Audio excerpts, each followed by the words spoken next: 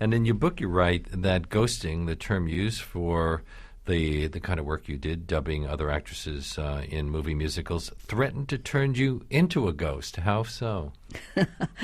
Well, of course, they thought that, of course, if you did some ghost work like that, that probably you weren't really appearing on stage, and that meant that something was probably wrong with you.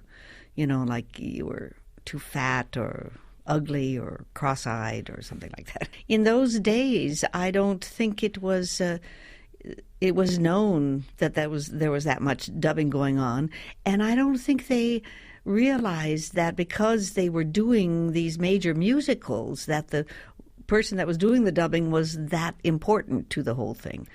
In fact, it was kept secret, wasn't it? Because they didn't really want people to know, the audience to know, that the singing wasn't being done by the star. Right, and I had to sign things that of course prevented me from saying that, except that I realized over the years that people began to know it, and they began to be interested in the fact that this was happening. And it didn't take away the value of the picture. You know, that didn't mean that people weren't going to see the picture because it was dubbed. And, of course, that's what the studio was worried about, that if they found out it was dubbed, that it was not real. But then it just, all that inside information of the technicalities of putting films together became an interesting part of the industry. And so it gradually... I was threatened that I wouldn't work again, but if anybody knew, but other people said it for me, so I was lucky. You sang for Marilyn Monroe, who was known as a singer. Well, she wasn't. She had a certain kind of a voice that sometimes it didn't have the extension of some of the high notes, and they needed somebody to do the high notes, so that's what I did. And was it okay with these people?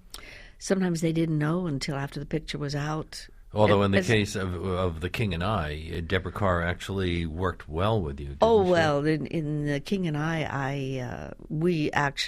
she was in much agreement with the fact that she needed to be dubbed, and we worked a week per song before we even recorded them, and then it was her job to then mouth to that recording. So we were quite together, and I knew every little movement. We rehearsed on the sound stage with the rehearsal stage with the furniture all laid out, and just rehearsed side by side till we got a blend, and she could approve of that. And no one was supposed to know, but right. she spilled the beans. Yes, yeah, she went here to Earl Wilson and gave an interview, and the head of the headline was Deborah Tells a Secret. And I said to her, look, the people aren't supposed to know that I did your dubbing. And she said, well, I don't have to know that that's in your contract. I mean, she was that gracious. She was wonderful.